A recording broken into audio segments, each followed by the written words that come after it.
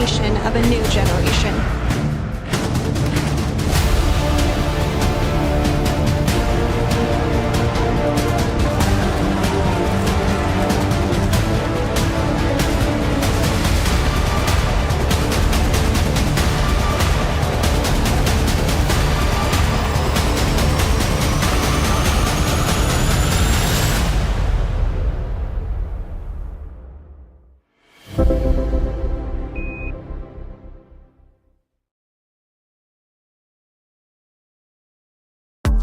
And for more NASA videos, hit subscribe.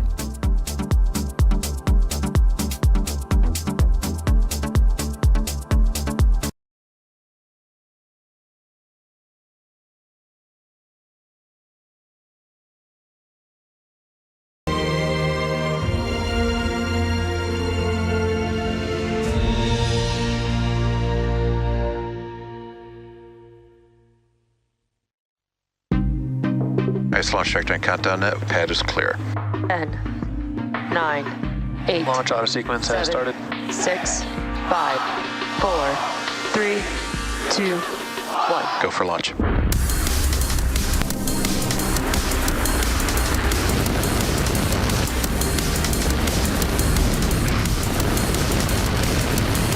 Vehicle is supersonic. Stage separation confirmed. Dragon, separation confirmed.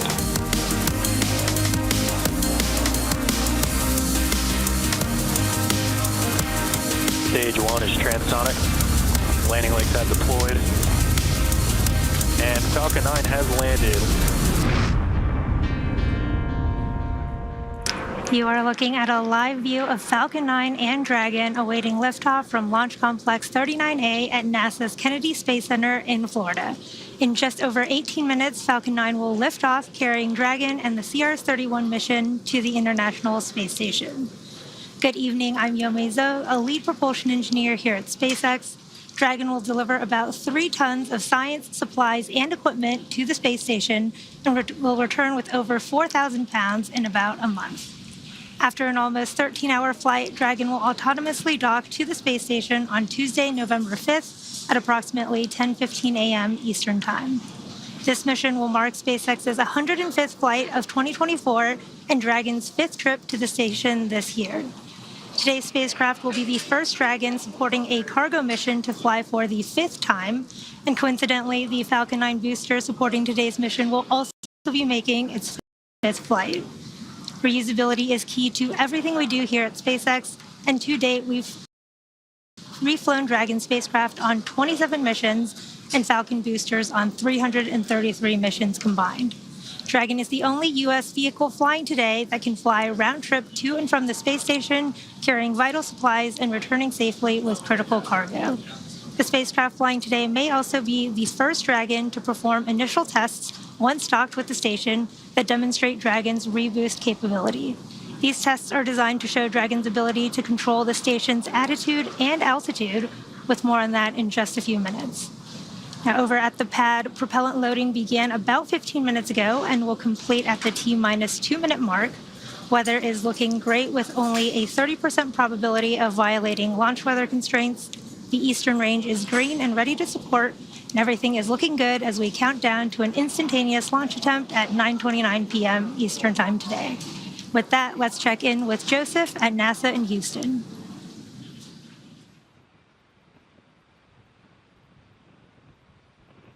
I'm coming to you live from the International Space Station Flight Control Room at NASA's Johnson Space Center in Houston, Texas, where our flight controllers, led by Flight Director Ron Spencer and his Gemini flight team, are monitoring the International Space Station, Dragon's ultimate destination after tonight's launch. We're closely following the launch and collaborating with you and the teams in Hawthorne, as well as the Falcon 9 team at NASA's Kennedy Space Center in Florida, to ensure that all launch criteria are met.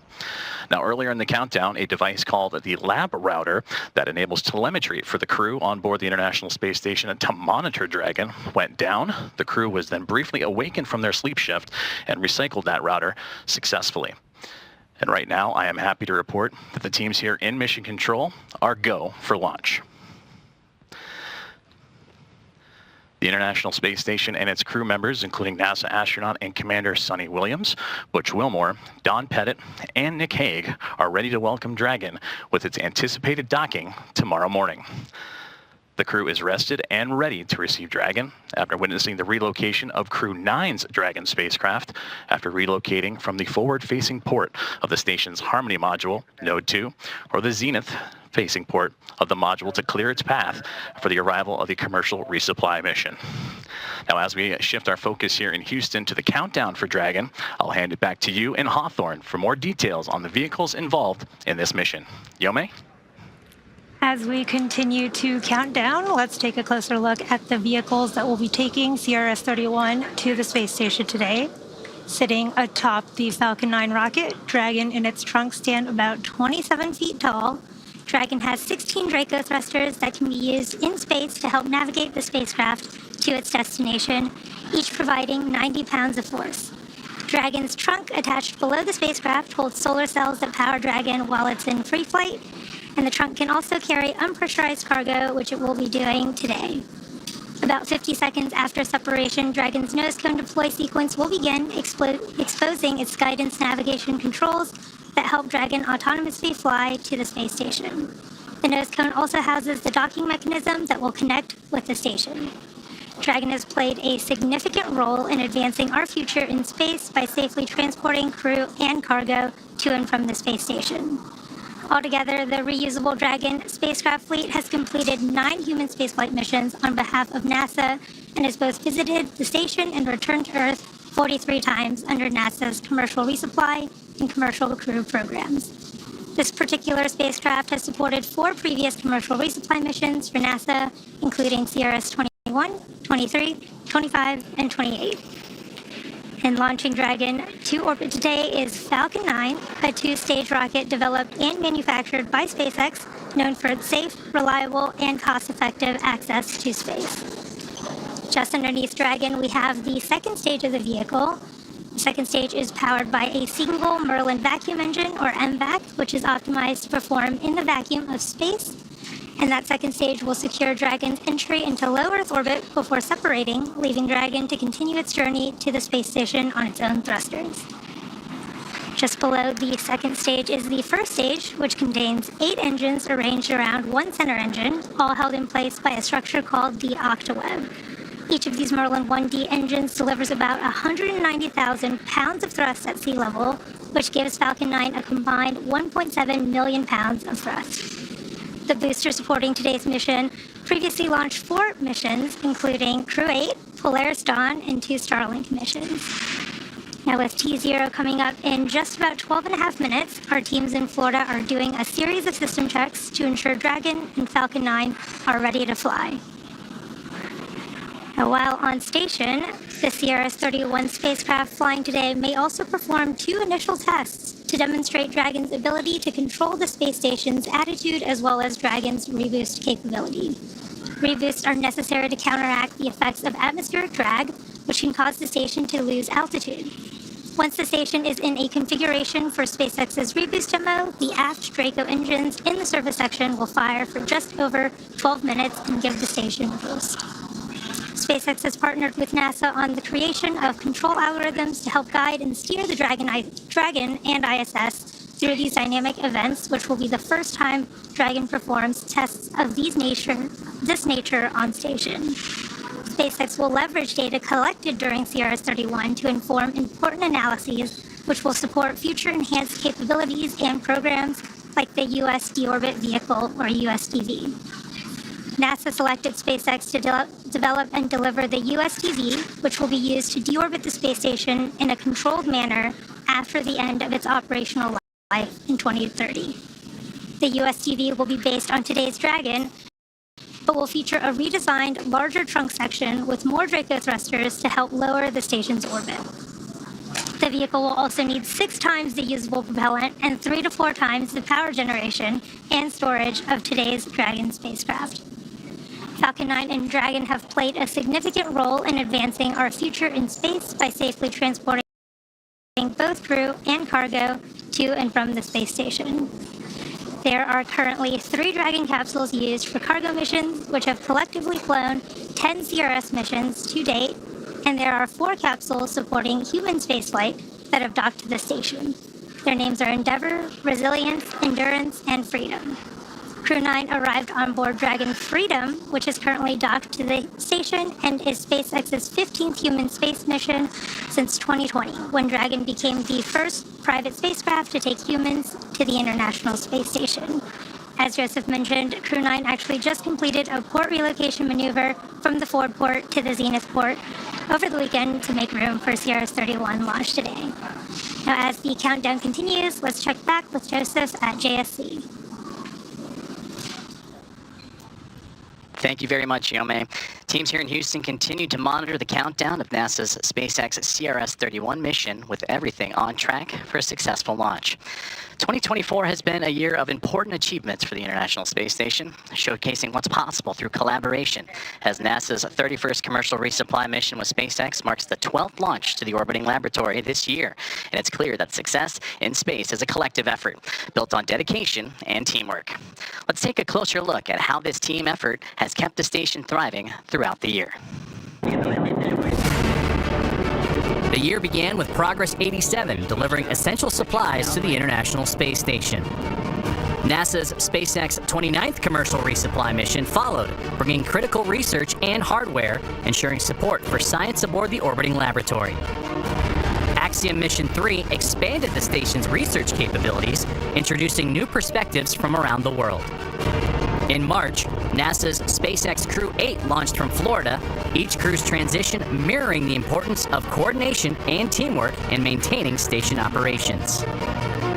As the year progressed, NASA's 30th resupply mission with SpaceX and the arrival of additional crew aboard Soyuz MS-25 sustained the flow of research, resources, and explorers. Progress 88 reinforced the station's supply chain, maintaining momentum for new scientific discoveries. As summer arrived, Boeing's Crew Flight Test marked a key milestone in human spaceflight. And Northrop Grumman's NG-21 mission delivered supplies critical to daily life and research. The arrival of Soyuz MS-26 added to the station's capability for long-duration human spaceflight. With the recent arrival of Crew 9, the station continues to be a hub of progress and global cooperation.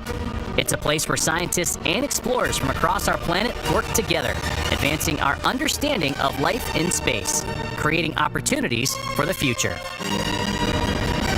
Every mission this year, from cargo deliveries to crewed launches and hosting 25 residents, reminds us that space exploration, The dedication and teamwork of countless individuals around the world. And that journey doesn't stop there. This mission is set to deliver over 3 tons of critical cargo, including scientific hardware and samples that will advance our understanding of the physical and biological phenomena. The microgravity environment of the space station provides a unique opportunity to conduct research that can drive new technologies for deep space exploration and improve life back here on Earth. Behind every experiment, there are scientists and engineers who have spent months, sometimes years, preparing for this moment. Let's take a look at some of the science heading to the station. NASA and its international partners are launching scientific investigations on SpaceX's 31st commercial resupply services mission to the International Space Station. The Coronal Diagnostic Experiment, or CODEX, will examine solar wind and create a global comprehensive data set to help scientists validate theories for what heats solar wind, which is 1 million degrees hotter than the sun's surface. A live Antarctic moss will be studied to understand the effects of cosmic radiation and microgravity on plants. Results can help identify biological systems suitable for use in bioregenerative life support systems on future missions. Dozens of samples will be exposed to space to evaluate material stability and to help researchers better understand the impacts of spaceflight. Results could support better design for spacecraft and satellites. Researchers will demonstrate cold welding techniques in space and evaluate sample integrity. Results could aid in the development of interior spacecraft repair methods and improve applications of cold welding on Earth.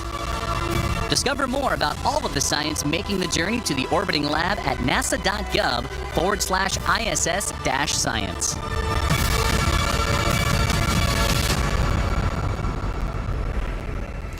It is currently T-minus 5 minutes and 10 seconds, and everything continues to be go for launch.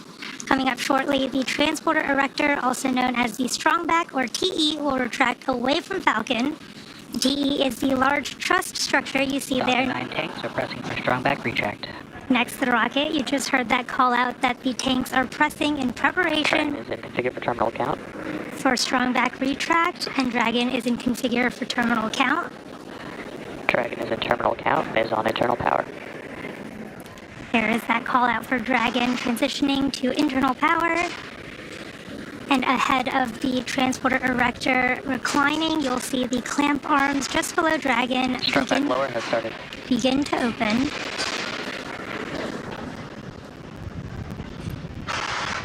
Now the transporter erector is designed to transport, raise, and support Falcon 9 at the launch pad and uses its umbilicals or flexible lines to route the vehicle's fluids, power, and telemetry from ground systems to the rocket and payload until Falcon 9 switches to internal power.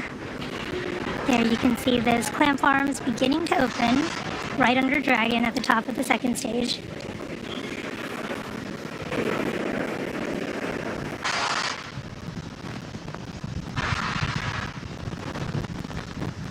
You should see that truss structure on the right. On countdown, LD pulling for MD for final status check. MD is go for launch.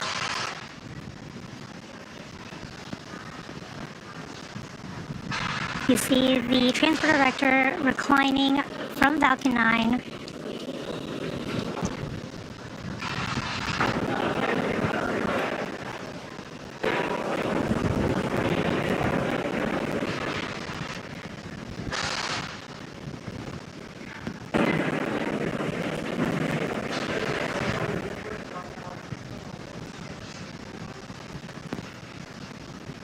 And there it is, fully reclined from Falcon 9. Range is also green and ready to support. If for some reason we are not able to launch tonight, we do have a backup opportunity tomorrow, Tuesday, November 5th at 8:06 a.m. Central Time, 9:06 a.m. Eastern. At this point in the countdown, Stage both the one, first and lock second load, stages are nearly fully loaded with 1 million pounds of kerosene fuel and liquid oxygen. At T-minus 60 seconds, Falcon 9 will be in startup. This means that the rocket's autonomous internal flight computers have taken over the launch countdown. And just inside T-minus 2 seconds, we'll light the Merlin 1D engines for liftoff. The vehicle continues to be healthy, and the Falcon 9 team is tracking no issues. Currently, the weather is green, and the range is ready to support at T0 at 9:29 p.m. Eastern Time. Weather is looking good, and in these last few minutes, Falcon 9 is performing final health checks on the primary communications, avionics, and propulsion systems ahead of launch. Stage 2, locks load complete.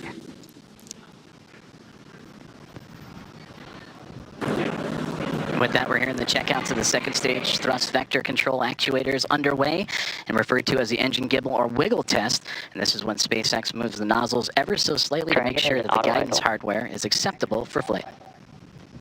And as Dragon now moves into auto idle, it continues those checkouts for the first stage engines, and that happens just seconds before ignition. At the time of launch, the International Space Station will be flying some 260 statute miles crossing the Atlantic Ocean.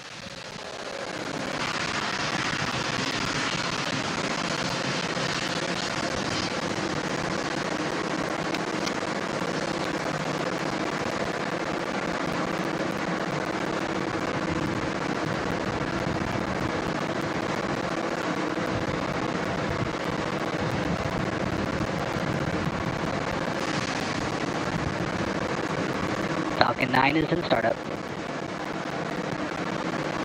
Dragon is in countdown.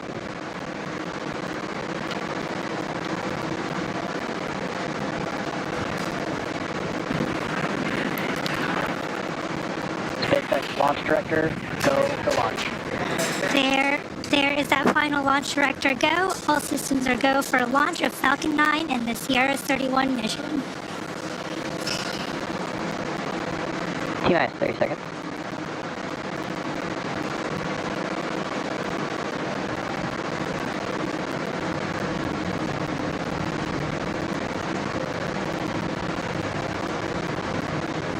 15 seconds. T-minus 10, 9, 8, 7, 6, 5, 4, 3, 2, 1. Ignition, engine full power, and liftoff. Go SpaceX, go Falcon, go CRS. Vehicles pitching downrange. And we have liftoff. NASA's SpaceX 31st commercial resupply mission is on its way to the International Space Station, carrying science, supplies, and the spirit of exploration.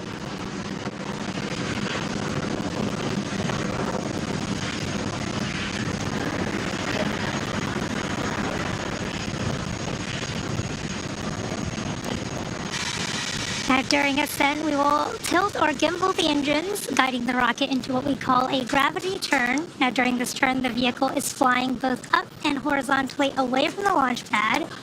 The rocket Power telemetry nominal. typically needs to go 17,500 miles per hour horizontally in order Falcon 9 is supersonic. avoid getting pulled back down to Earth. You just heard that call out that Falcon 9 is supersonic. And shortly, we'll be throttling the engines back in preparation for max Q. Max Q. There's that call up for max Q. That's the maximum aerodynamic pressure that the vehicle will see during ascent. And coming up shortly, we will have a few events in quick succession, starting with main engine cutoff, followed by stage separation, Stage 2 engine chill. second engine startup 1, and the boost back burn of the first stage. You just heard the call out for the second stage engine chill, starting in preparation for that engine startup. We are just about 30 seconds away from main engine cutoff, where the 9 Merlin 1B engines on the first stage will shut down. Shortly after that, the stage 1 and 2 will separate from one another, and the MVAC engine on the second stage will start.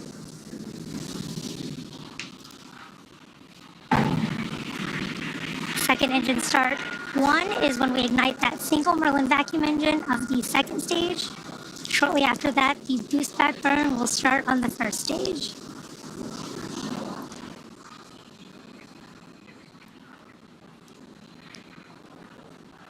There's main engine cutoff. Main engine cutoff.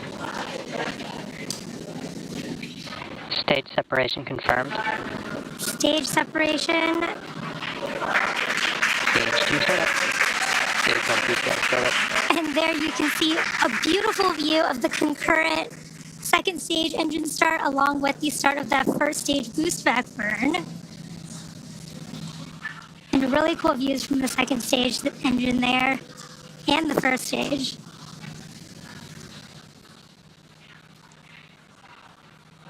Now, if you're just joining us, the first stage on your left is in the middle of its boost back burn, which is the first of 3 burns designed to take the first stage back down to Earth to our landing zone 1. And the second stage is in its burn, carrying Dragon and the CRS-31 mission towards its intended orbit.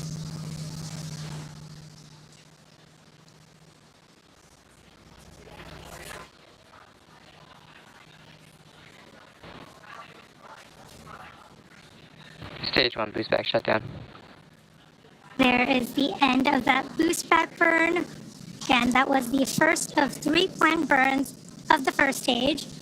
And in about 3 minutes, there will be 2 additional burns, the entry burn and the landing burn of that first stage, to bring it back down to land at landing zone 1 at Cape Canaveral. We are at T plus 3 minutes and 55 seconds here in today's mission. CRS-31 is SpaceX's 105th launch this year, and we are coming up on the entry burn and then second engine cutoff of the second stage. Now, the entry burn is slated for a little over 2 minutes from now at the T plus 6.5 minute mark, and you should see that on your screen when the first stage performs it. And for that entry burn, we relight 3 of the 9 Vehicles M1D. are on a nominal trajectory. You heard that call out. Vehicles are all on a nominal trajectory. And again, for that entry burn, we will relight 3 of the 9 M1D engines, starting with the center E9 engines, followed shortly after by the E1 and E5 engines, which are on either side of it. And this burn will slow the vehicle down as it passes back into the Earth's atmosphere. And the reason we need to perform this entry burn is we need to slow down to reduce re-entry forces, which helps us to recover and reuse the first stage.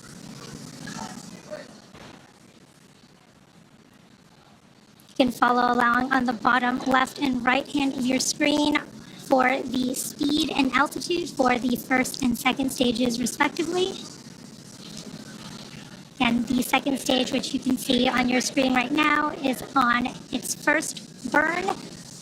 And this is what will be targeting the Dragon orbit from whence after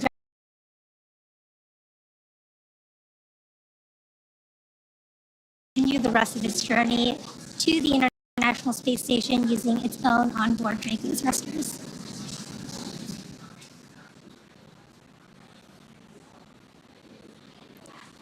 We are just about 30 seconds from the start of the first stage entry burn. This will be about a 20-second burn that slows that first stage down as it re-enters the Earth's atmosphere. Nominal trajectory.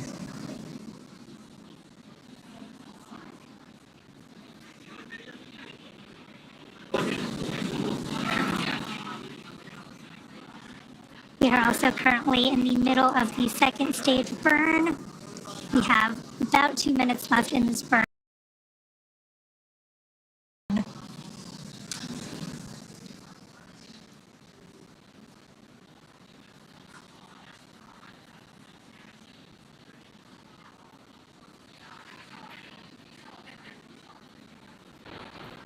Stage 1 entry burn. There is the start of the stage 1 entry burn. This is a 3-engine burn of the first stage, slowing the first stage down as it comes back home. Stage 1 entry burn shutdown. Stage 1 FTS is saved. And there is that call out for a good entry burn and the flight termination system being saved. Really cool views of the nighttime on the Cape Canaveral coast. The first stage that's supporting today's mission has performed this entry burn for the 5th time. And Falcon 9 is the world's first orbital class reusable rocket. And this is important because it allows us to reuse the most expensive parts of the rocket, which drives down the access to space. We should see that landing burn starting in just a few moments.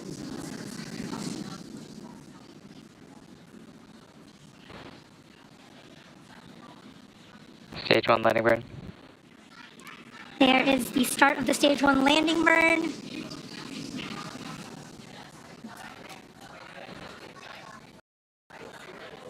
Stage 1 landing leg deploy.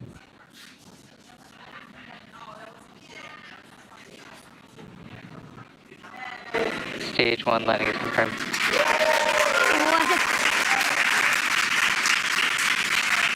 What a beautiful view of that Terminal guidance. first stage landing. And with that landing marks SpaceX's 360-second recovery of an orbital class rocket, including the first stage landings for Falcon 9 and Heavy. And we are coming up on second engine cutoff 1 here on the second stage in just a few moments.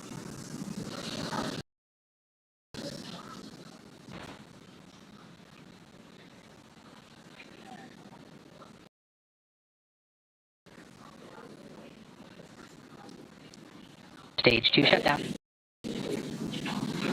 There is that call out for SECO 1. You can see that MVAC engine slowly cooling off.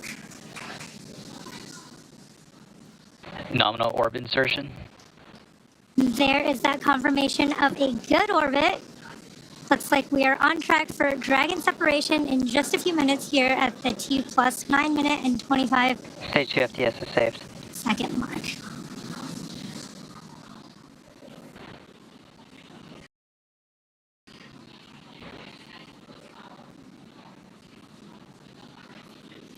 You can see that MVAC engine continuing to cool down.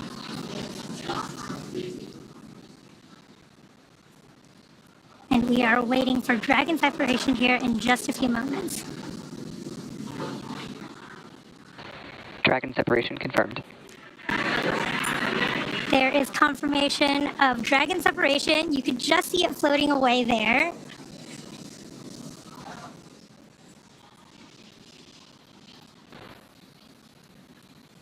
Now, if you're just joining us, we did have a successful launch from Launch Complex 39A at Kennedy Space Center.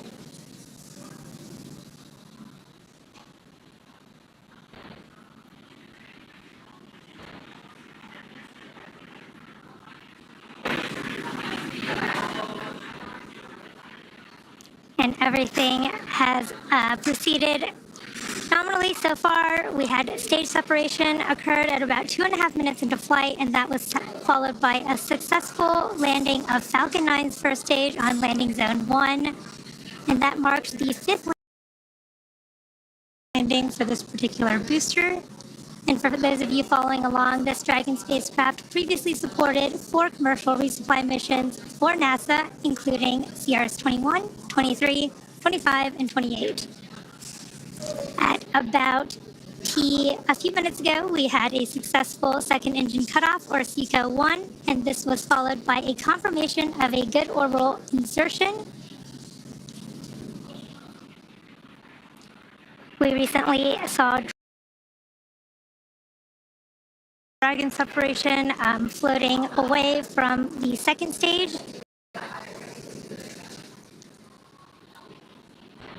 As it begins its journey to the International Space Station. We should see the start of nose cone deploy here for Dragon shortly as well.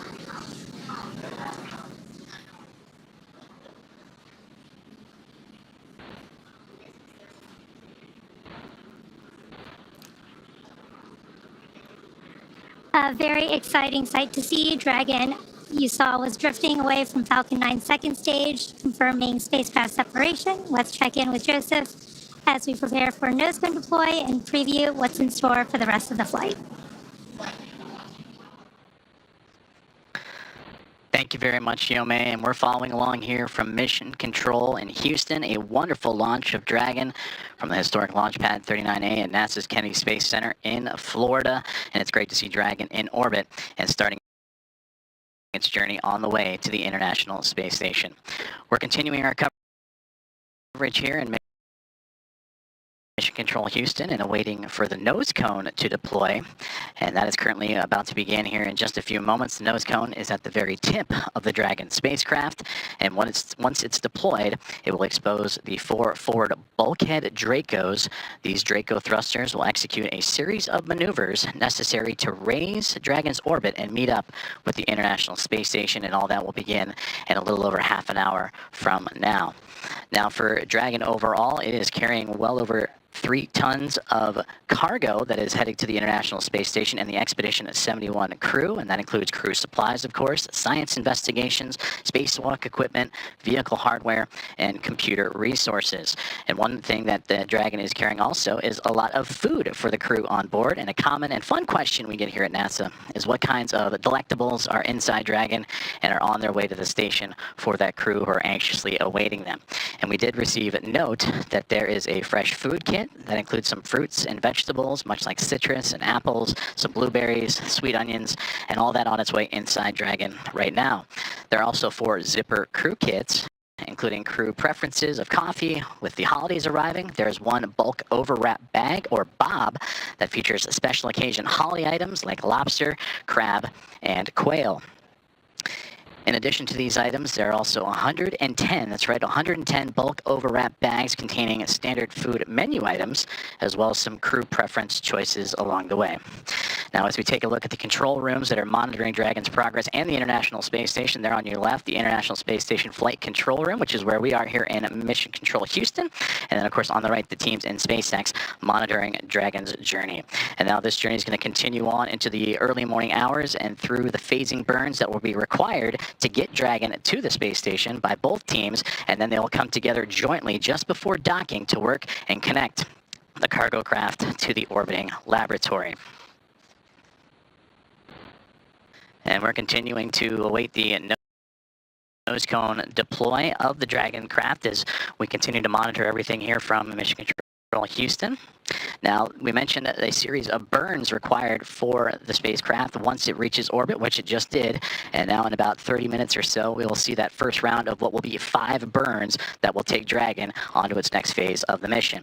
So as we continue to await the confirmation of nose cone deploy, let's take a closer look at the next several hours and what's in store for the Dragon spacecraft. Now, immediately after Dragon is separated from the Falcon 9, it begins what we call the activation and rendezvous phase of the mission. And during this phase, Dragon is configured for on-orbit operations. And this phase begins after the separation of Dragon from Falcon 9 and ends with the completion of the final co-elliptic burn. Our initial orbit today is 190 kilometers by 210 kilometers. And with those values representing the perigee and apogee of the orbit, or the lowest and highest points over Earth. That means the orbit isn't a perfect circle, but more like a very slight ellipse. Now, over the next several hours after liftoff, Dragon will execute a series of burns, which will gradually raise its orbit to align more closely with the station. And there are 5 major burns, or firings, of those Draco thrusters on Dragon that will bring the spacecraft close to station before we begin those final approach maneuvers. As we take a look inside the nose cone of Dragon as we speak, as the nose cap is opening right in front of us, and continuing to watch the nose cone deploy, again exposing those forward bulkhead thrusters that will begin those 5 phasing burns for the spacecraft, and we will get video back as soon as possible. But to quickly take a look at some of those burns as the nose cone approaching the about halfway point of opening. The first burn is the phase burn, and that's the first major one that's going to come in about 33 minutes from now, and that's performed at the apogee, or the highest point of the initial orbit, and will raise Dragon's perigee, or lowest point, to a higher altitude. And then from there, we'll transfer over to the boost burn, which will happen in the early morning hours. The next burn, based on what our orbital data will show us, is that'll raise Dragon's orbit until its orbit reaches an altitude that is just 10 kilometers lower than the space station. And from there, we'll move into burn number 3, the close co-elliptic burn. And that's followed soon by to place Dragon on an orbit roughly co-elliptic with the International Space Station. And this means that the crew will be about 10 kilometers lower than the space station itself during the entire orbit around the Earth. And then we move into burn number 4, which will be the transfer burn. And this is called the transfer burn, where we will be raising Dragon's apogee, or again, the highest point of its orbit, to just 2.5 kilometers below the station. As we continue to monitor the nose cone deploy of Dragon as we speak, about 3/4 of the way there to transfer us into the burn breakdown of the 5th burn, the final co-elliptic burn. And that is where we will round out everything with that final co-elliptic burn to once again maintain a constant orbit beneath the station, this time just 2.5 kilometers below.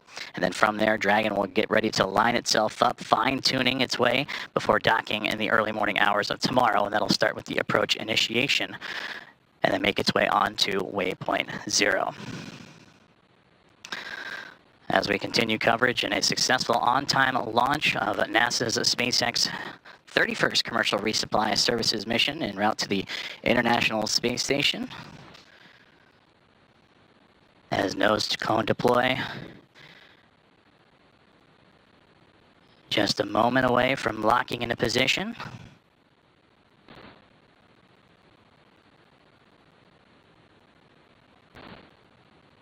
And we just received confirmation that the nose cone has indeed been deployed, exposing those Draco thrusters that will help the spacecraft climb its way and begin its journey en route to the International Space Station.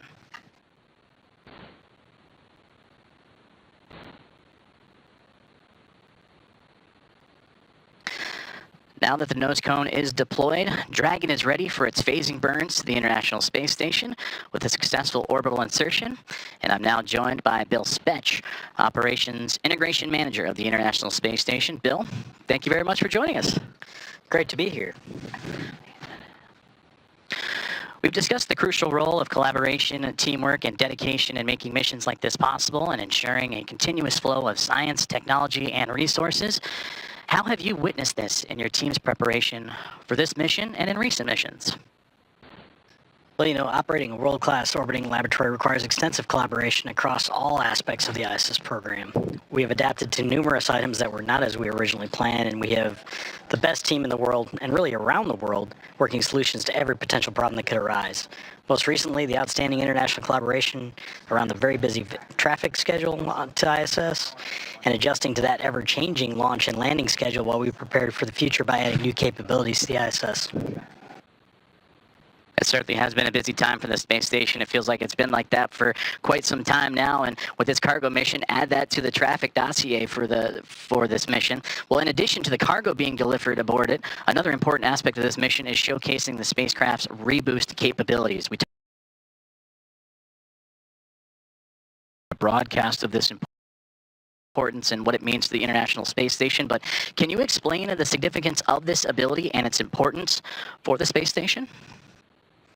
Yeah, the ISS requires periodic boosts to maintain its orbit around the Earth. And normally these are completed by Progress, the Zvezda service module, or even Cygnus. It is important to us to continue to add capability to the ISS, and performing reboost with Dragon is an awesome addition to that capability. Plus, this allows the team to gather data that helps inform the design and operation, eventually, of the UST orbit vehicle.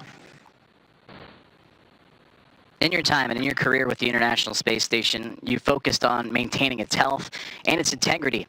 How do missions like this one help achieve those goals while also advancing the station's capabilities, like you just touched upon with some of the traffic coming to and fro, also the scientific research and the technological developments? ISS depends on a steady flow of supplies to safely maintain and continue on with its mission. This mission delivers examples of all of those needs for the vehicle.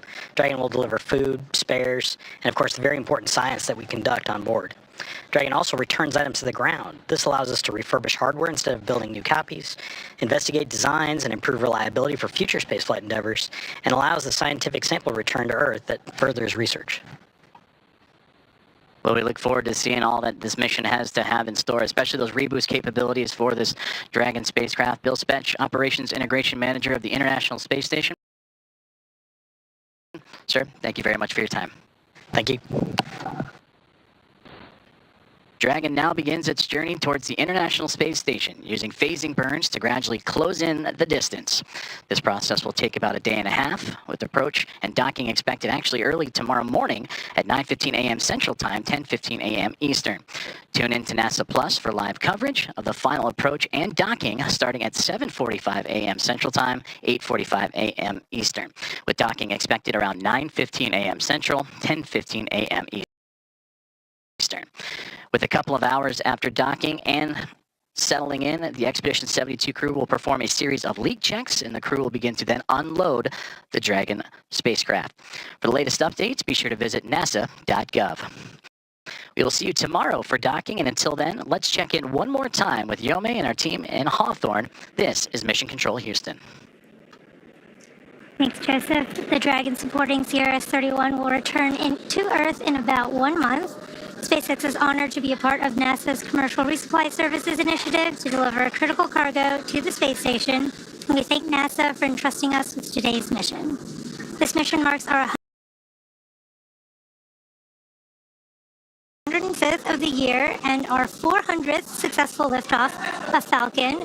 Thank you to the entire SpaceX team and to all of our customers for helping to make this incredible journey possible. And congratulations to the SpaceX and NASA teams for tonight's successful launch. Make sure to follow at SpaceX on X and check out spacex.com/launches for up-to-date missions and schedules. Thanks as always for tuning in, and have a good night.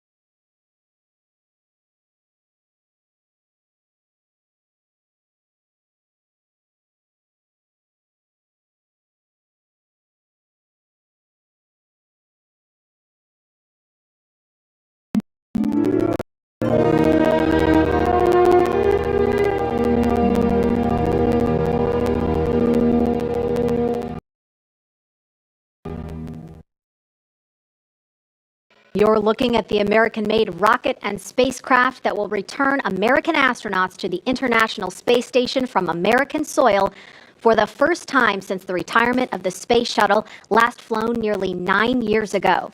But if all goes well today, we will mark a new first in NASA's storied history and usher in the commercial crew era of American spaceflight. And we are looking at a live picture now of Bob Behnken and Doug Hurley walking down that hallway in the astronaut crew quarters. We just saw Doug wave at the screen, and they're just turning the corner, getting inside that elevator. And this, you can't see it from here, but there is a banner hanging there. You can kind of see it in the back. There's a banner hanging on the wall of the elevator with the signatures of all the people who worked on this mission. So it was really important for them to hang that up in there so Bob and Doug could see it.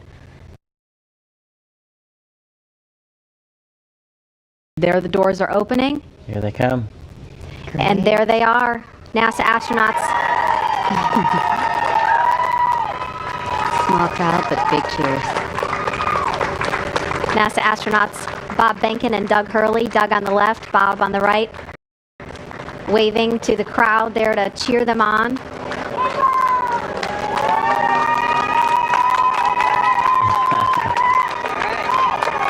And there are their families right in front of them. The virtual hug's a very special moment. Fist bumps. Are you going to be on good behavior? Are you going to listen to mommy and make her life easy? You can hear them. Ready? Let's light this candle, I agree. Launch America! Bye, guys.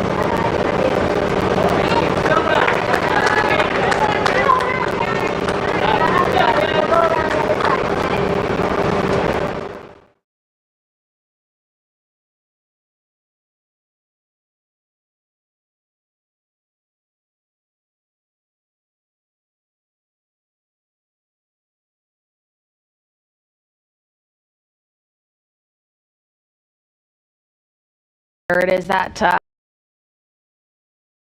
that shot really gives you a sense of the scale of the Falcon 9 rocket. Those Teslas look teeny, teeny, tiny, making their way up there. Yeah, really cool watching the Teslas pull up, driving on the launch pad just a few feet away from the vehicle. This is awesome and getting really excited over here. Corn, countdown 1 at 2 hours 57 minutes. The crew has arrived at the pad on schedule. There they are, taken in the sight, craning to see the top of the Falcon 9 rocket. Corn, countdown 1 at T-minus 2 hours and 46 minutes. The crew has arrived at the White Room and its ingress is in progress on schedule. And as they climb into Dragon, they will buckle themselves in and attach their umbilicals to their suits. As you can see, the suit techs are there to help them get buckled and settled into those seats. And we can see the seats slowly start to rotate. Again, they're in this down position just to make it easier to climb in and out of Dragon. They'll rotate to this launch position to put their backs a little bit more parallel to the ground. It makes taking the G-force a little bit easier for the crew on the way uphill, but most importantly, positions those touchscreens directly in front of them, which is just their gateway into Dragon. Dragon SpaceX seats are in the launch position. We copy. Dragon, SpaceX, go for launch. SpaceX Dragon, we're go for launch. Let's light this candle.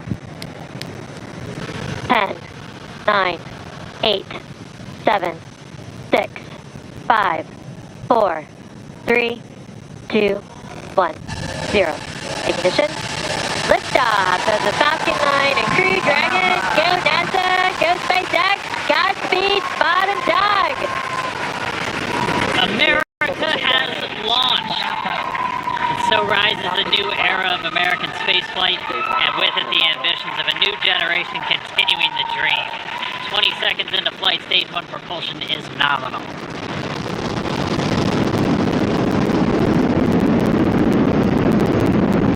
T plus 30 seconds into this historic mission. Flying crew on board Dragon and Falcon 9, and look at them go! Falcon power power telemetry nominal. M1D throttle down. We're throttling down to get ready for the period of maximum dynamic pressure. We're in the throttle bucket. Reports say all systems are go. Vehicle is supersonic. We've exceeded Mach 1 on the Falcon 9. M1D throttle up. We're throttling back up to full power as we're through max Q. Copy, 1 Bravo. And we heard that 1 Bravo call out. That's just the second abort zone that they're in. They'll continue to be on this until the first stage has done its job and they switch over to the second. At this point, Bob and Doug pulling about 2.3 Gs, 2.3 times the Earth's gravity, already moving at over 1,500 miles per hour. We've heard the call out for MVAC engine chill. That's getting the MVAC engine ready to light. That'll come at about 2:44 into flight. Right now, everything continuing to look good.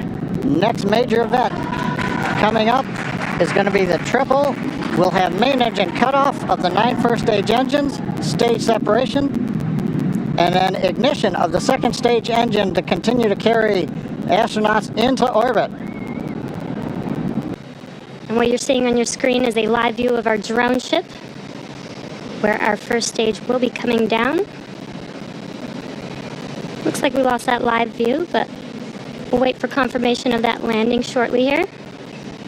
Falcon 9 first stage successfully landed. And there you can see on your screen, Falcon 9 has landed.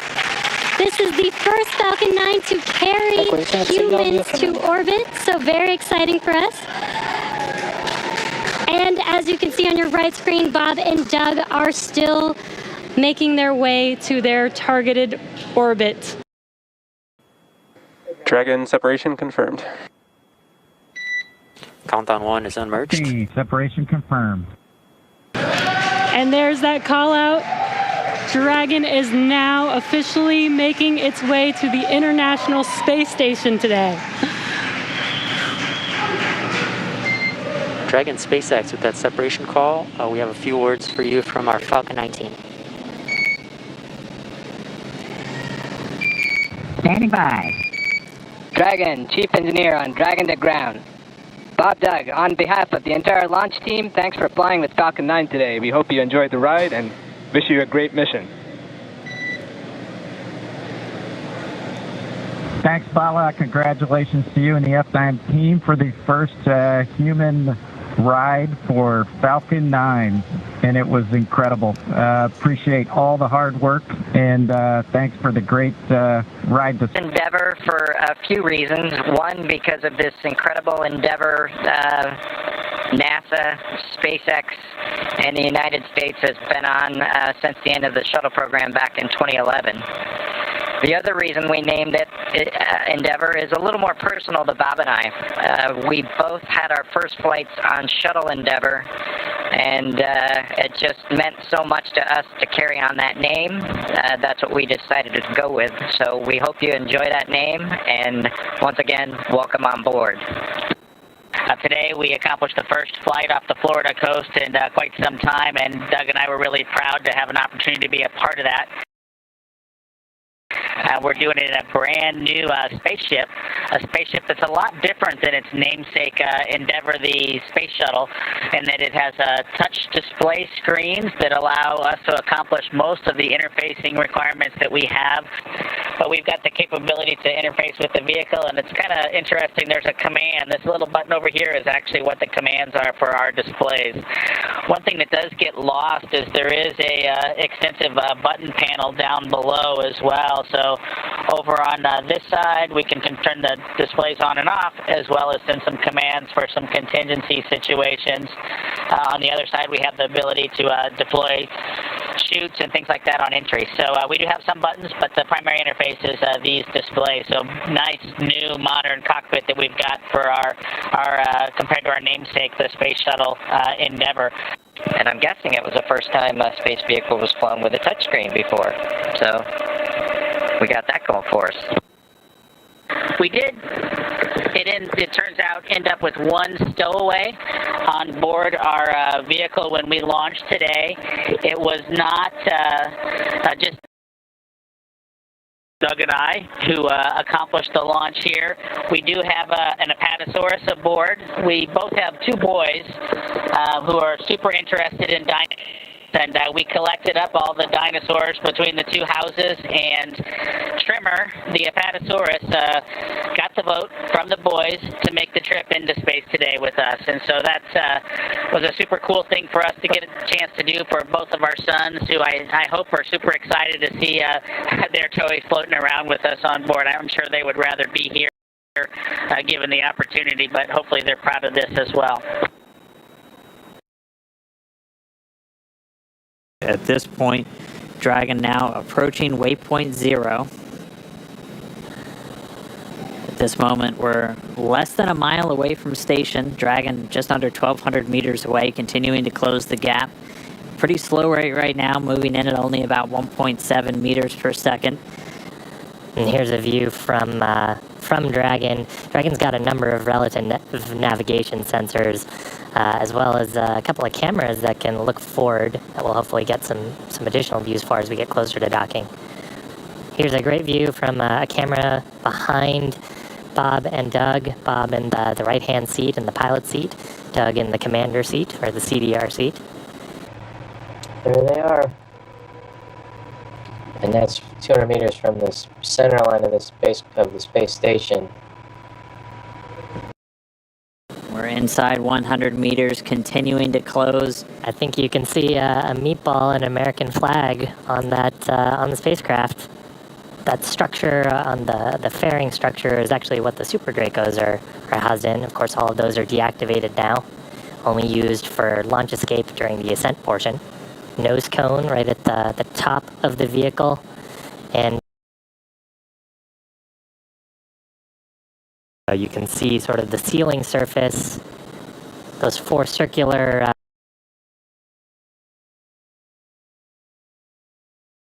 slots right underneath the nose cone. Within that red ring are the forward bulkhead Dracos. That's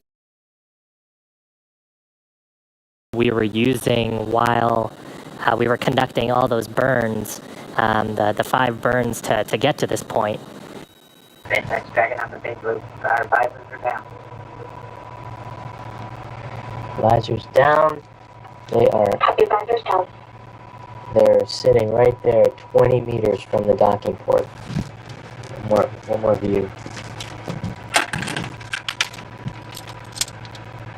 SpaceX and Station Dragon on the big loop. We are inbound from approach 2. Copy, inbound. Mission copy. Dragon closing in. We're inside 20 meters. And yeah, that crew hands-off point should come up in about 3 minutes or so. Right before we get that final docking, it comes about 20 seconds prior. We're just about 2 meters away from the station still.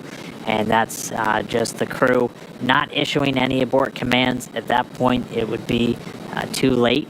And so any aborts would be executed automatically by Dragon itself.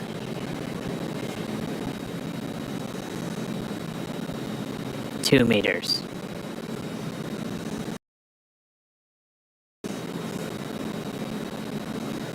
We are inside the hands-off point, the chop, the crew hands-off point. 1 meter to go.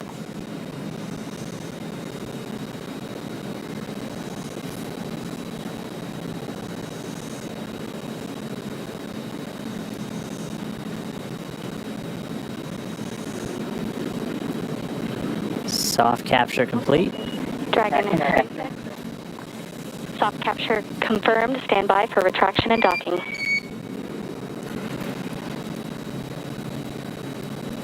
Standing by.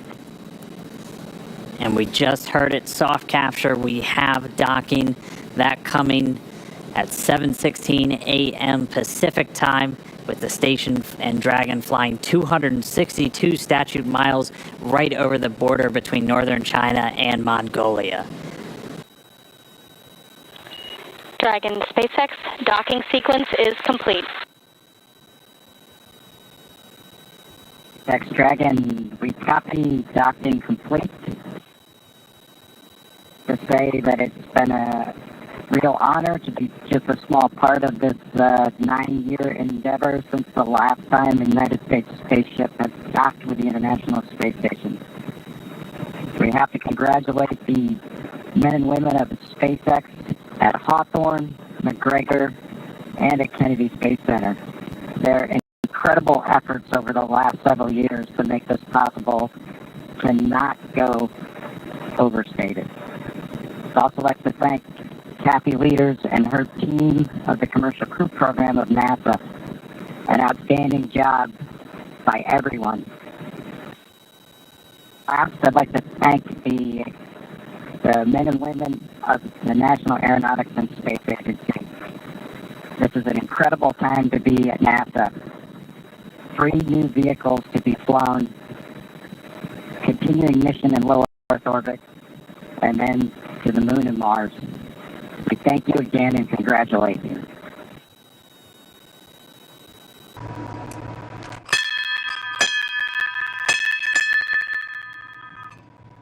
Dragon arriving. The crew of Expedition 63 is honored to welcome Dragon and the Commercial Crew Program to welcome aboard the International Space Station. Bob and Doug, glad to have you as part of the crew. Well done. Bravo Zulu.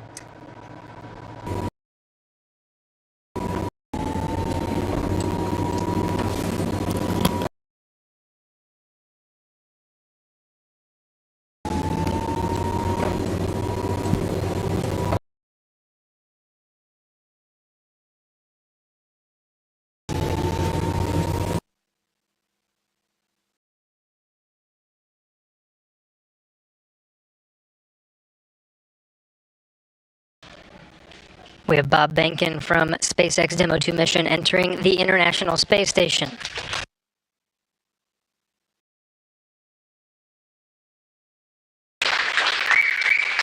Followed by Doug Hurley. Demo 2 crew now aboard the International Space Station. They entered at 12:22 p.m. Central Time. The station at the time was 262 statute miles over Turkmenistan. Crew all gathered in front of the cameras at the Node 2 forward end of the International Space Station. Just behind them is the hatchway to the Crew Dragon on this Demo 2 mission. Station, this is the NASA administrator. Can you hear me? We hear you loud and clear, sir. Welcome to the space station. Thank you, Chris. It's good to see you. And welcome to Bob and Doug. I will tell you, the whole world saw this mission, and we are so proud of everything you have done for our country, and in fact, to inspire the world. We sure appreciate that, sir. It's obviously been our honor to be just a small part of this. We have to give credit to SpaceX, the Commercial Crew Program, and of course NASA. It's great to get the United States back in the crewed launch business, and we're just really glad to be on board this magnificent complex. First, I just want to say thank you again to Bob and Doug and your families from all of us here at SpaceX, all of our locations, all of our partners, all of our vendors, everyone for trusting us to bring you up there. Hey, thanks, Benji. It's same back at you. You know, congratulations to the folks out at Hawthorne, McGregor, and at Kennedy. Just an incredible journey we've had the last couple days. A great day in space today, our first day of work on space station, but what a great ride on Dragon and Falcon 9 to get us here. Everything worked exactly the way we planned it to work, and that's a credit to the teams there in Hawthorne and McGregor and Kennedy. Just it's a pretty awe-inspiring trip so far, and very humbling, and just we're just so proud to represent SpaceX and NASA in this new next launch capability. You guys have a picture of the Earth, and you have a flag which also represents the friendly competition maybe that brings us unity. Why don't you tell us about that there?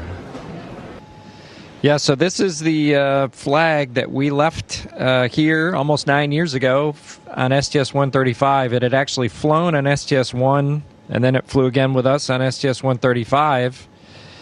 And at some point after the end of the shuttle program, we decided we would have a little friendly competition to see who came up and got this flag. And congratulations, SpaceX, you got the flag.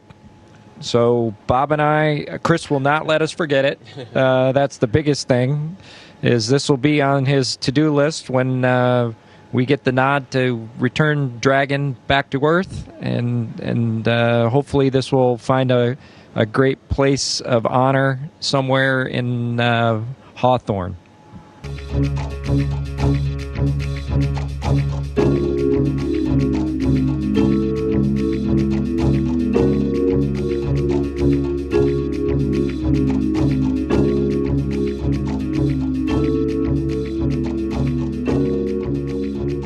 Everyone at NASDAQ is thrilled that you're able to join us here today virtually as we get set to ring today's opening bell.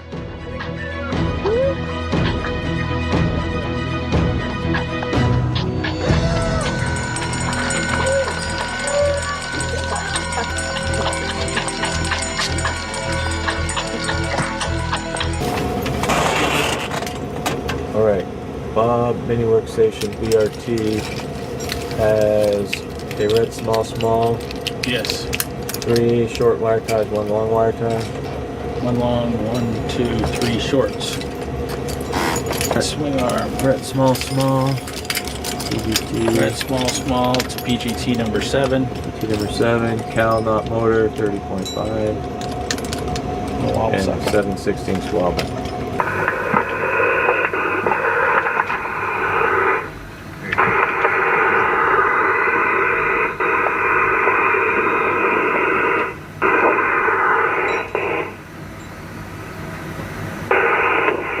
Bob, your helmet is locked. Just check out all your stuff, make sure you're good. The thermal cover is open. I'm egressing. We copy.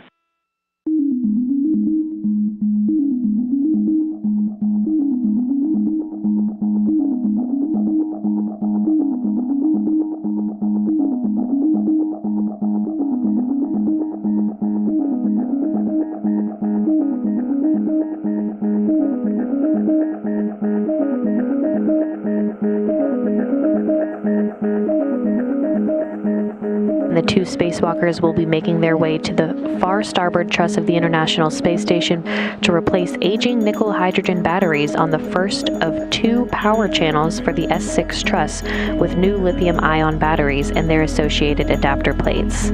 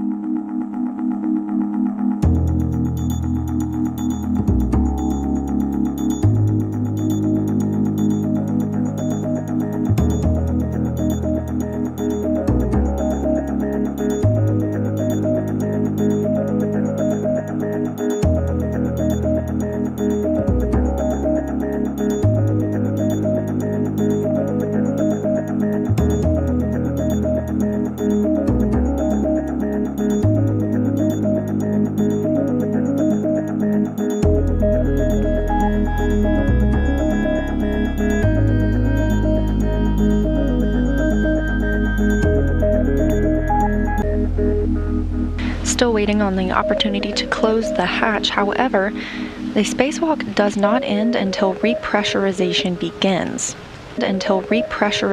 begins.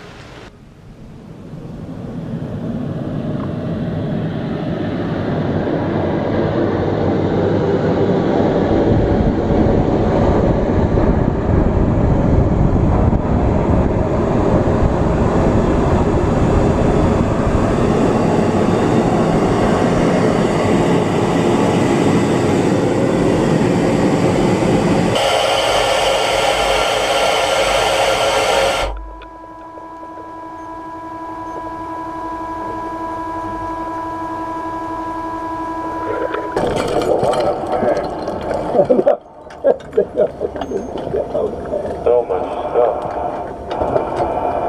Hold Bob for a second.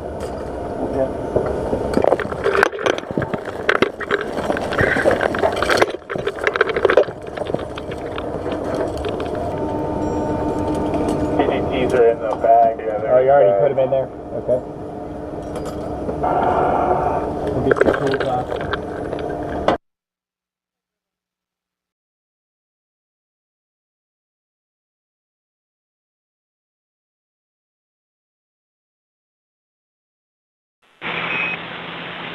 First of all, I'm super excited that this is the first payload you're working with on space station, so make it super special for me.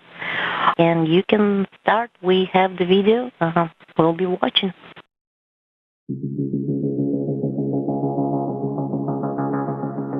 When you install the sample cartridge, we'd like you to first hand snug bolt Bravo and then do bolt Alpha and let us know if there's any difference between those two bolts.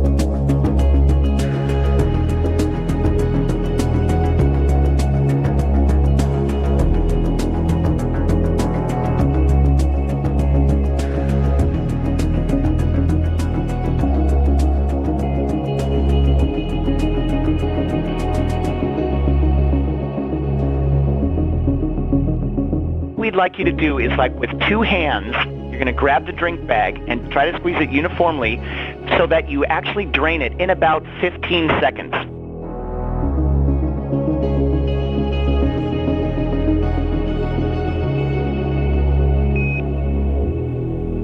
Keep it going cool.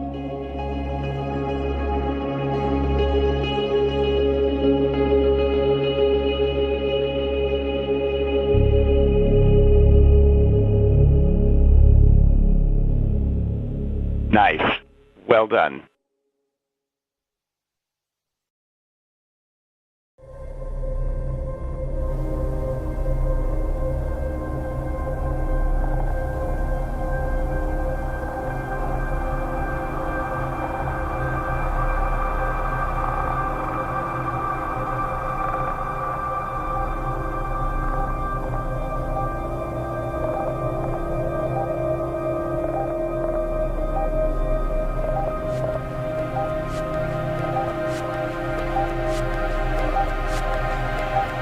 And Endeavour Houston on 2 while we wait for the fan.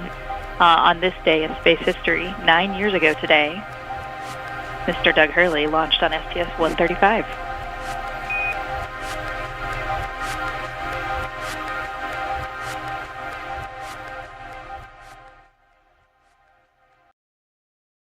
Well, welcome aboard to the International Space Station and the crew of Expedition 63.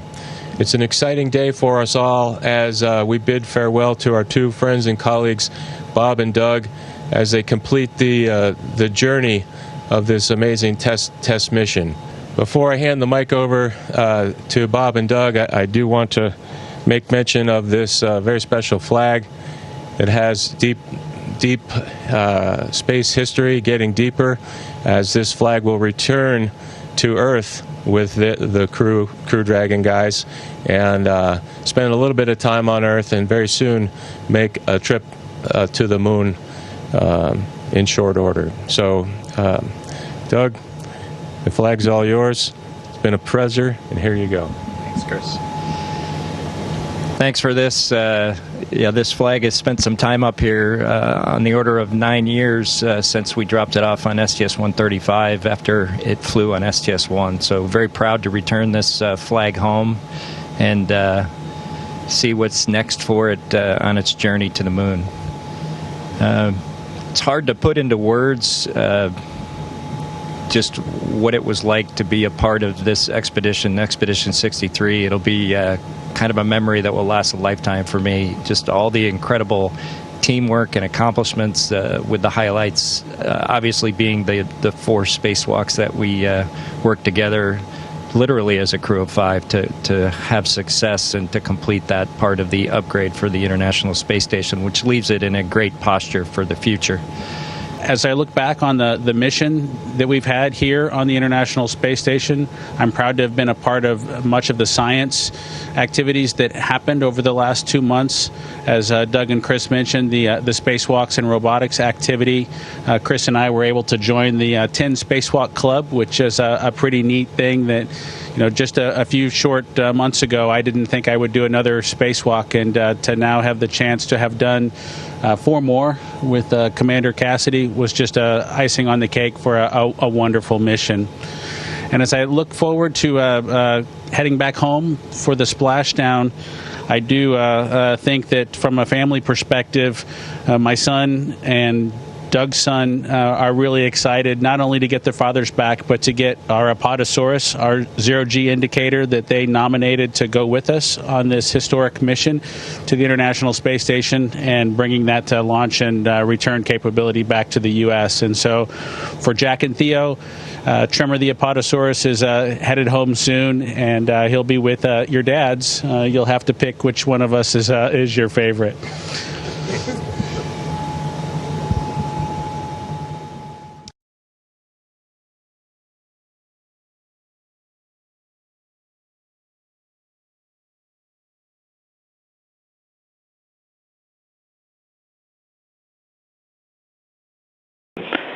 Dragon SpaceX on the big loop. The final reconfigurations for undock are complete and nominal. The ground is go for undocking at the undocking sequence start time of 23:30 GMT. Please confirm your visors are down and that you are ready for undock and departure. Dragon copies, go for undock on time. Our visors are down and we're ready for departure. We copy all.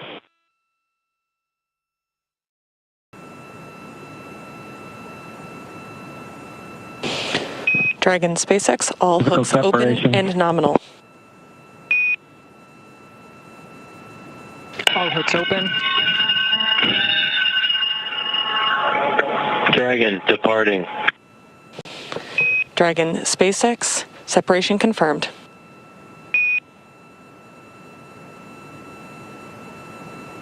Separation. Great burns. Physical separation 4:35 p.m. Pacific. Thrusters looking good. Counting down to a nominal departure burn 0 coming up shortly.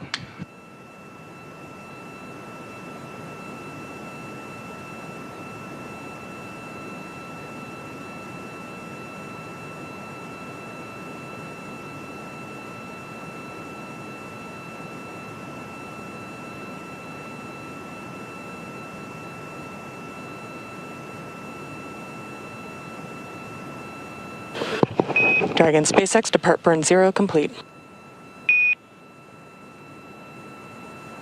Copy complete. Visors up.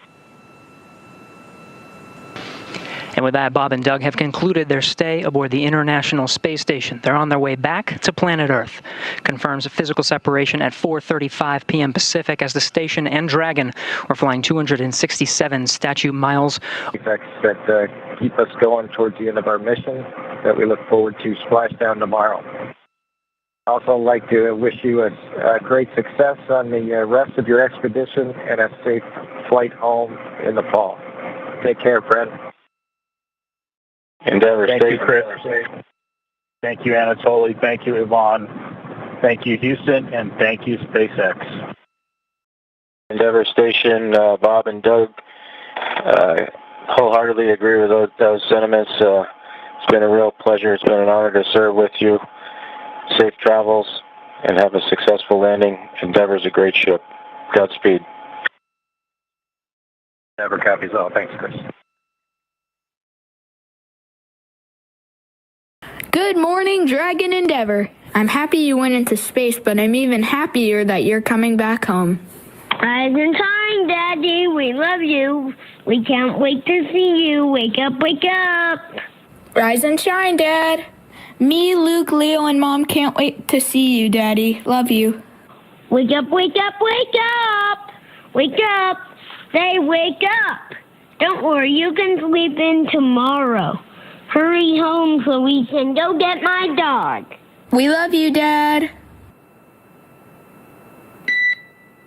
Good morning, Jay. Good morning to SpaceX, and thank you especially to Jack and to Theo for that wonderful message this morning. Hopefully the pressure's all on whoever's making the weather call, because those boys seem excited to bring us home. Yeah, we concur. It was great hearing them, and happy to hear you. And lucky for you, weather's looking great at Pensacola. Dragon's also healthy and proceeding towards the primary deorbit opportunity. We've got some live views inside the Dragon Endeavor capsule. Bob and Doug there in their seats as they are making final preparations and doing final reviews as we get ready to initiate the deorbit sequence. Closest to the camera there is NASA astronaut Doug Hurley, and further away from the camera is NASA astronaut Bob Behnken. These are two incredibly wonderful humans. We affectionately call them our space dads here at SpaceX.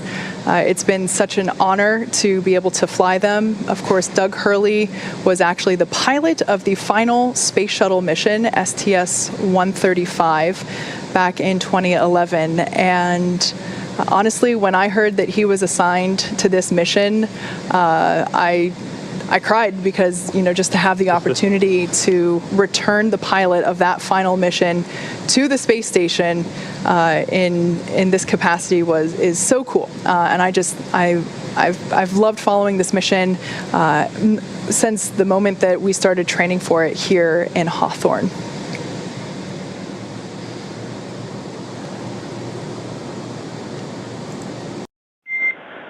Dragon SpaceX, deorbit sequence start.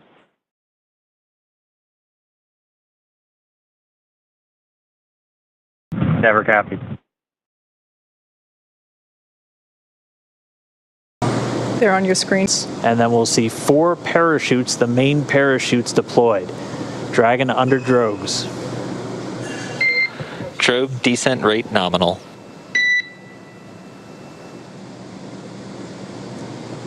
So the expected descent rate, the expected velocity out of the drogue's nominal. We're right at around 150 miles an hour and already dropping. You can see the drogues now detach.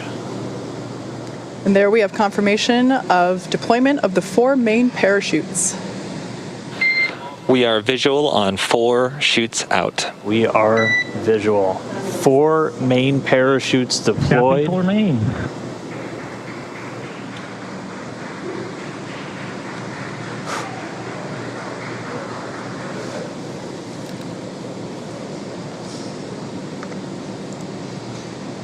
So at this point, the main parachutes have deployed. They are inflating, as you can see there on your screen, continuing to slow Dragon down significantly. We are anticipating splashdown in just under 2 minutes and 30 seconds. Yeah, we've already slowed the vehicle down to about 16 miles an hour. It's already less than 1 kilometer in altitude.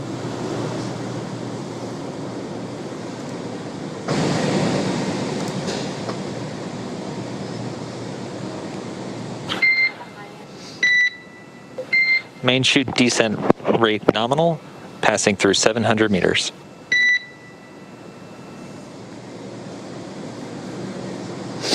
So at this point, Dragon has saved all propulsion systems on 600 board. meters.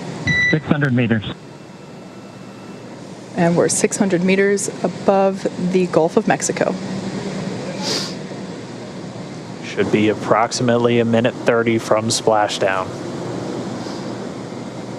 Mission control team here in Hawthorne has reported the precise landing coordinates to the recovery team. They are standing by, ready to go get our space dads. 100 meters.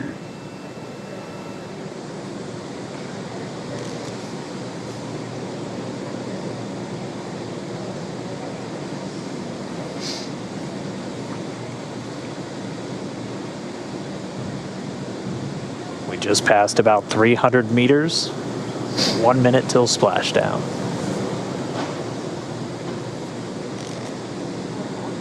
200 meters.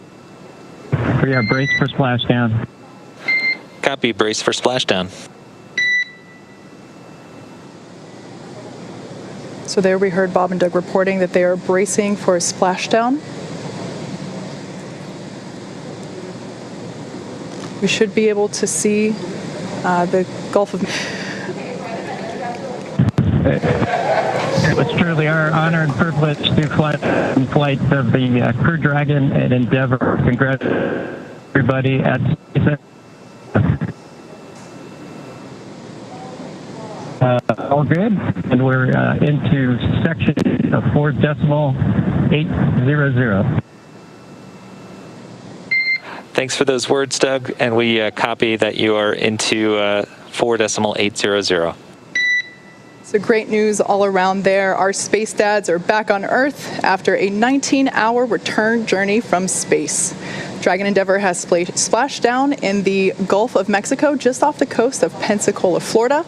And on your screen there, you can see our 2 fast boats, and they are indeed fast, racing out to greet Dragon Endeavour as it sits there. The first, on there we can see a view inside the capsule. Bob and Doug looking good. Although the communication was a little choppy, we did hear... Endeavour in 3.1, we show ourselves in stable 1. And SpaceX copies for vehicle assessment, step 3.1, stable 1. Good news. Oh, still getting a view from the WB. The airplane flying overhead, it gave us those great views of really our first views of Bob and Doug re-entering the Earth's atmosphere from up above. You can see the 4 parachutes in the water. We heard those were cut automatically as expected by Dragon. So for now, the crew just standing by. Again, they're going to stay in their suits, in their seats. Dragon will be hoisted using the hydraulic lift out of the water and into that nest. That nest will then be pulled towards the camera from this view, towards those individuals on that upper deck there. Dragon SpaceX, brace for capsule lift in about 30 seconds. We're ready. Thank you. All right, so the crew was just told in the next 30 seconds, they have the lines affixed, so they're going to start lifting the capsule up out of the water. And at this point, the communication we're getting with Dragon is actually being routed through the boat itself at this point. So there we can see the lift. Dragon is out of the water. Yeah, so now now that A-frame's going to start swinging it back. And it's bound right for that nest at the bottom of your screen.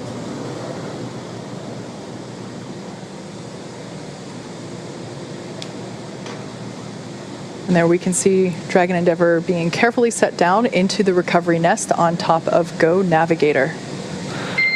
Dragon SpaceX, welcome aboard the recovery vessel. Recovery personnel are completing final checks and preparing to translate you to the egress platform. We happy. Thank you. And we see the hatch is now open. Hatch being opened at 12:59 p.m. Pacific. Hatch is open.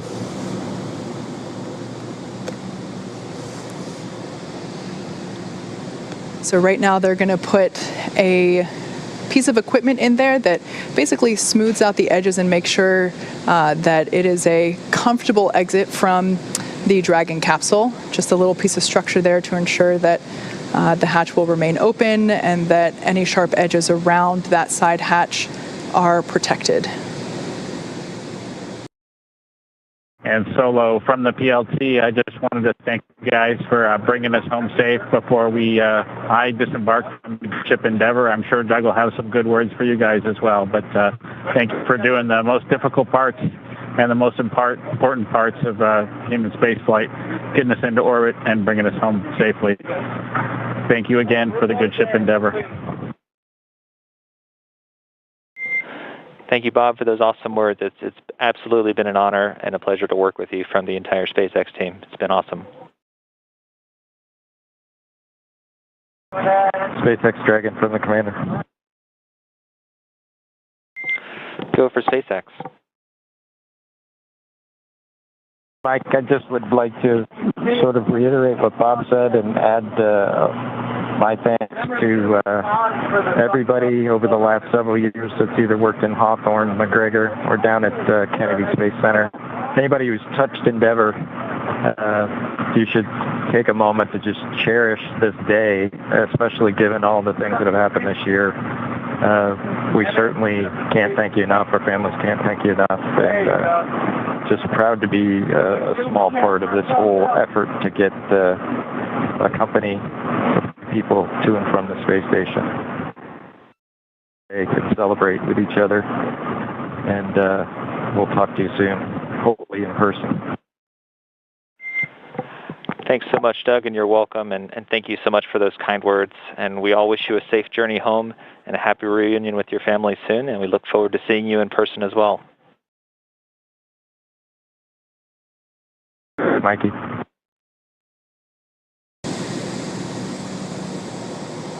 Yeah, so Bob Bankin, the pilot, the Joint Operations Commander for this mission, out of the capsule now. So he's making his way over to the medical area, and now they're going to work to get Doug Hurley out next. I think I saw a smile on Bob's face. He was a thumbs up all the way. As they've been giving us some regular status updates from inside the capsule, they've been feeling really good. And so now we're just standing by for our spacecraft commander, Doug Hurley, to make his way out into the fresh air for the first time in 64 days. And it looks like we've got him out. We've got some applause here. And as you can see in Mission Control, a standing ovation for a job well done all around. Yeah, our crew members, Bob and Doug, are now safely back home on Earth, and they're going to get checked out now by the NASA medical team. They're going straight into the medical quarters on board the ship. That'll be their first. Started working on this program, and to be where we are now, the first started working on this program, and to be where we are now, the first crewed flight of Dragon is just unbelievable. we've said it before, just a tremendous privilege to be part of this program, to be part of NASA, and to spend 2 months on the International Space Station with one of the greatest officers, crewmates, astronauts, Chris Cassidy. Just was a real pleasure for both of us.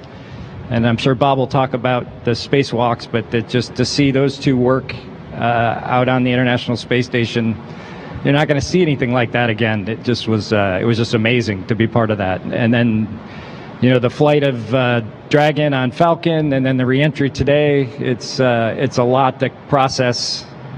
As I said 5 hours ago, we were in a spaceship bobbing around, making prank satellite phone calls to whoever we could get a hold of, which was kind of fun, by the way.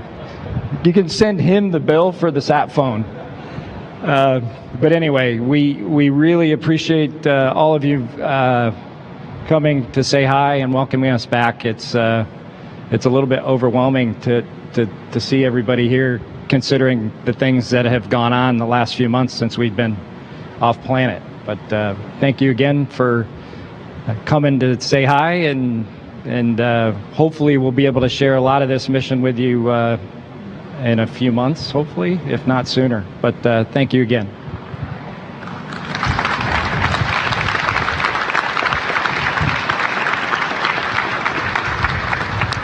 Well, first of all, thank you for everybody who came out today. I know with all the challenges, everybody's wearing a mask with the situation that we're in. It's not trivial to get this many people here to try to be close and celebrate what we've accomplished. I think for both Doug and I, the thing that we're most excited about having accomplished with this mission is, you know, it's written right on that sign where it says Launch America, and then, of course, Land America today.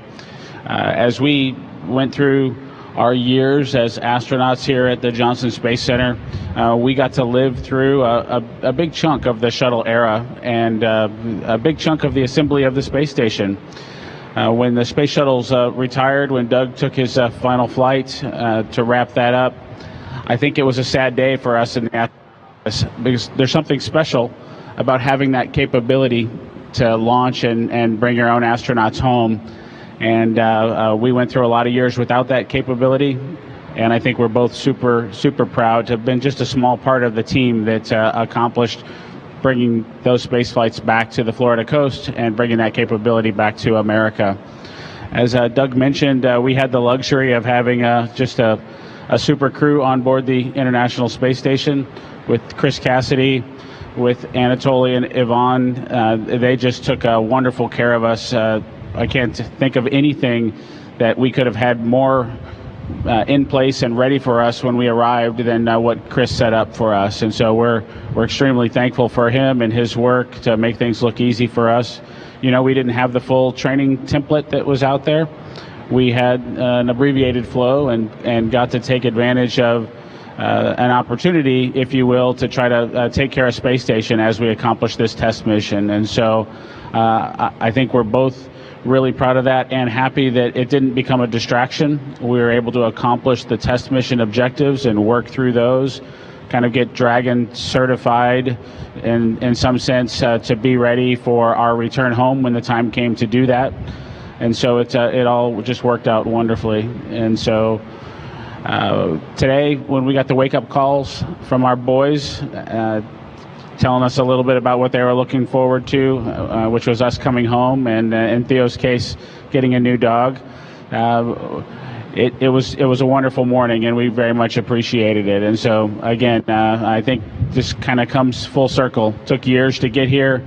We brought the capability back to America, and we came home safely to our families. And it took a lot of people a lot of time to make that happen. And so, to Kathy, thank you for that. Of course, you had Steve as your right-hand man for the most recent history, at least, and we definitely really appreciate the hard work that you all had to go through to ensure that the contractors, in this case, the SpaceX team, really could understand NASA and what we needed to be able to have in place to have human spaceflight be safe in the way that we wanted to operate it. And I think for the SpaceX team, we couldn't have asked for a more wonderful team to work with. I think, you know, we definitely and our NASA team, and we worked together to accomplish what we accomplished. So with that, I just want to thank you all for coming out today and celebrating this victory with Doug and I, and recognize our small part of what was accomplished. Thank you all.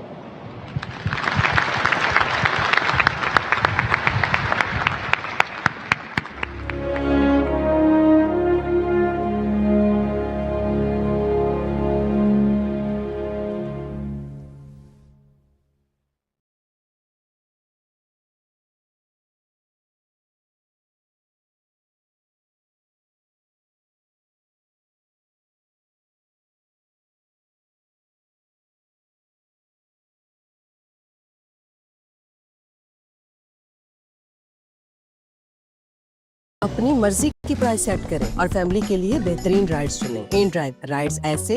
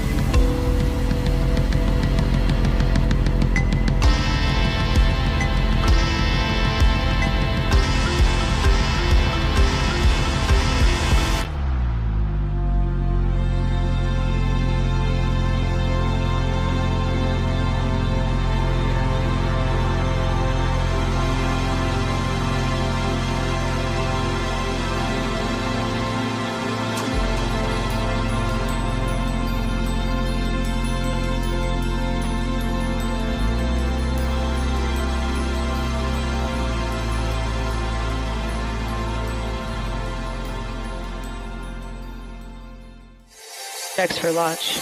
This is the final commit for launch. DE, DC, please verify Alpha transition to autonomous mode in T-minus 30 seconds. 3, 2, 1, 0.